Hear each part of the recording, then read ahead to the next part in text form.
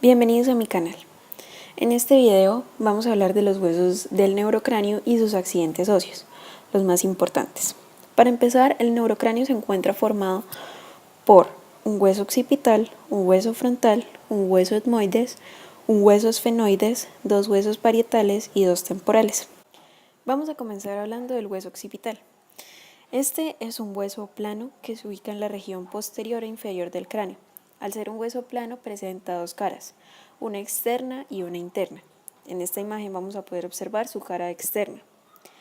El accidente óseo más importante que va a presentar este hueso es el agujero magno, el cual va a dividir el hueso en dos porciones. Una porción escamosa que se encuentra posterior a este agujero y una porción basilar que se encuentra anterior a este agujero.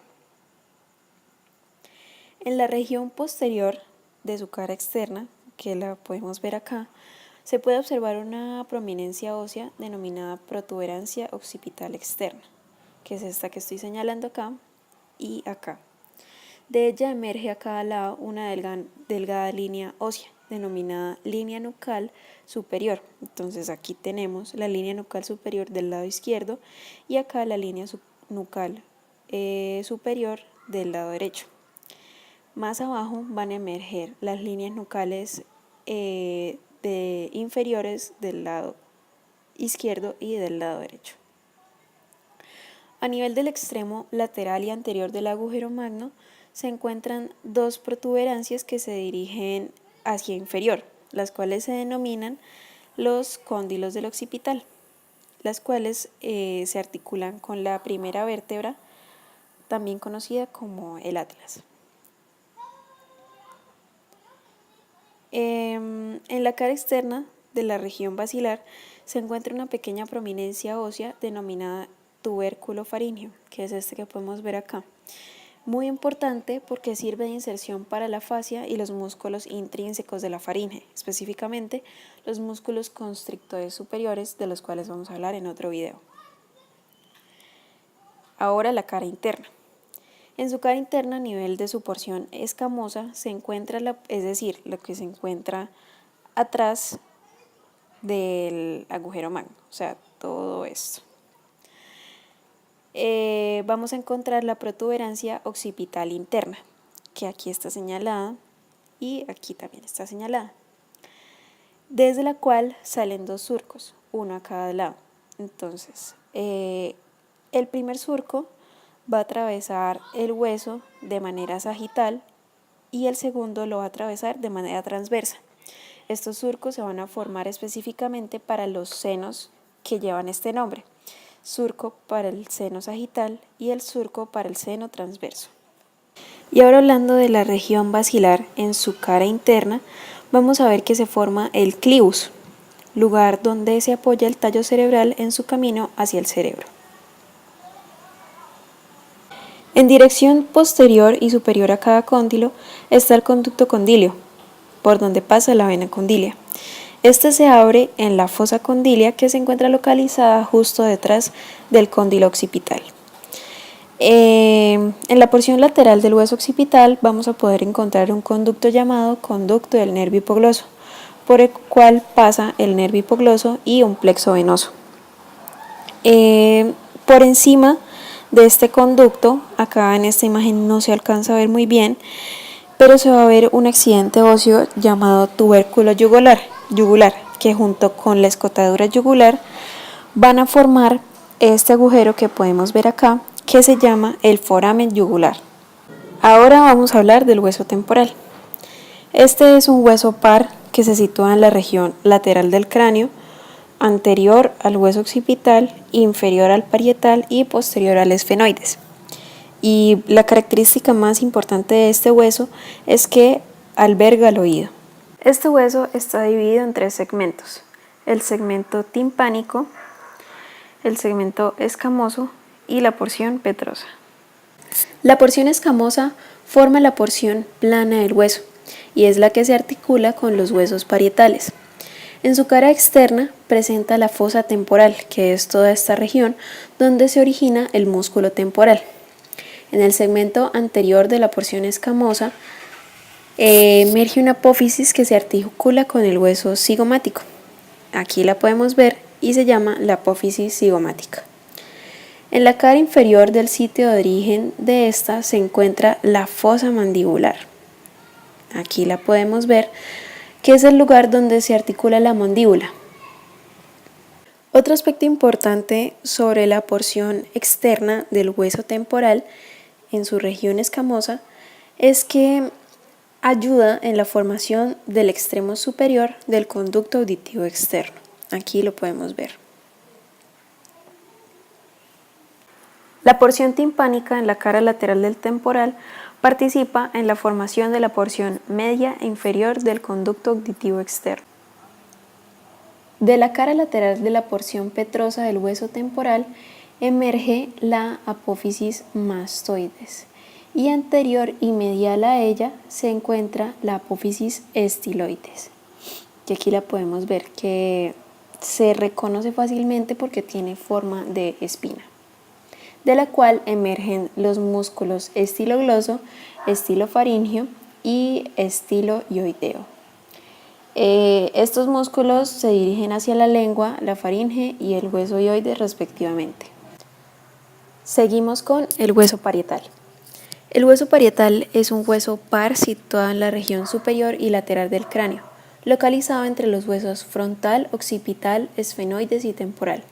Es un hueso plano formado por dos capas de tejido óseo compacto con una lámina de tejido esponjoso entre ambas.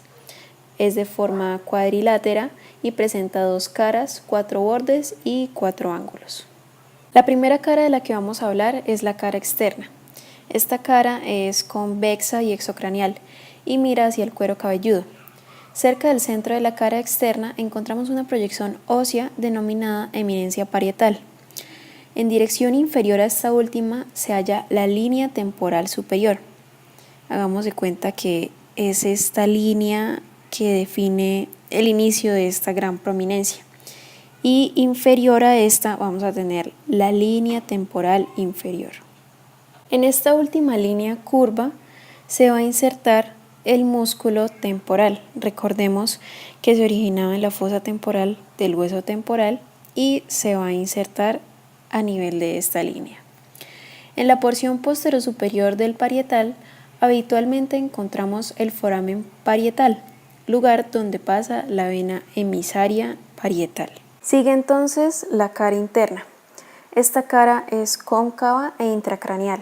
Aquí encontramos cerca del ángulo mastoideo el surco del seno sigmoideo, por donde pasa el seno que lleva este nombre, el seno sigmoideo. También vamos a ver la inscripción que deja la arteria meningea media de forma ascendente, la cual la llaman en hoja de higuera. Y ahora pues vamos a hablar de los 4 bordes. Vamos a tener un borde anterior o frontal, un borde posterior o occipital, un borde superior también llamado sagital y un borde inferior o escamoso que se articula con el hueso temporal. Y los ángulos vamos a tener el ángulo antero superior, también denominado frontal, el ángulo postero superior u occipital, el ángulo esfenoidal que es el antero inferior y el ángulo mastoideo o postero inferior. Sigue entonces el hueso frontal, que es un hueso impar, ubicado en la región anterior y superior del cráneo. Este hueso se caracteriza por tener 2 porciones, la escamosa, que es esta que estoy señalando, y la orbitaria, que pues forma parte de los ojos como tal. En el extremo inferior de la porción escamosa, en su cara externa, el frontal presenta 2 engrosamientos que rodean el borde superior de las órbitas, los cuales se denominan arcos superciliares. Y en estas mismas, en el extremo lateral de la órbita, surge lo que son las apófisis zigomáticas, que recorren el extremo superior del borde lateral de la órbita y se articulan con los zigomáticos. Todo esto forma entonces lo que es el techo de la cavidad orbitaria. En la región central se puede ver un espacio llamado escotadura etmoidal, donde se incrusta el hueso etmoides. Por último, tenemos el seno frontal. Vamos a tener uno a cada lado. Estas son cavidades neumáticas alojadas dentro del hueso. Forman parte del techo de la órbita y se encuentran recubiertas por una mucosa. Esta presenta una apertura en su interior que permite que todo su contenido se drene hacia el infundíbulo etmoidal, que quedaría más o menos en la mitad, justo paralelo a el tabique de los senos frontales, el cual separa los senos frontales de cada lado. A continuación tenemos el hueso etmoides. Este es un hueso impar que está insertado en la escotadura etmoidal del hueso frontal y ubicado por delante del esfenoides. Está formado por láminas delgadas de tejido óseo compacto y tejido esponjoso a nivel de la crista galli. Presenta una porción horizontal, también conocida como lámina cribosa, una porción vertical, también conocida como lámina perpendicular, y los laberintos etmoidales que se desprenden de los extremos de la lámina cribosa. Y para terminar, la estrella del video, el hueso esfenoides. El hueso esfenoides está situado en la base del cráneo, en una posición estratégica que le permite articularse con casi la totalidad de huesos del neurocráneo y del viscerocráneo. Posee un cuerpo en forma de cubo, que es toda esta región que estoy señalando, que presenta una cara superior conformada por la silla turca, donde descansa la hipófisis. Anterior a la silla turca se ubican las apófisis clinoides anteriores y atrás las apófisis clinoides posteriores. Anterolateralmente del cuerpo del esfenoides surgen dos proyecciones óseas, las alas menores del esfenoides que forman el segmento posterior de la fosa craneal anterior y las alas mayores que forman el piso de la fosa craneal media. En esta región es donde descansa el lóbulo temporal del cerebro. Y finalmente, de la cara inferior del esfenoides surgen las apófisis pterigoides, las cuales descienden y ayudan a formar las coanas y a articular los huesos palatinos y maxilares. Bueno, aquí culmina este video. No olvides darle like y compartirlo con tus amigos. Muchas gracias.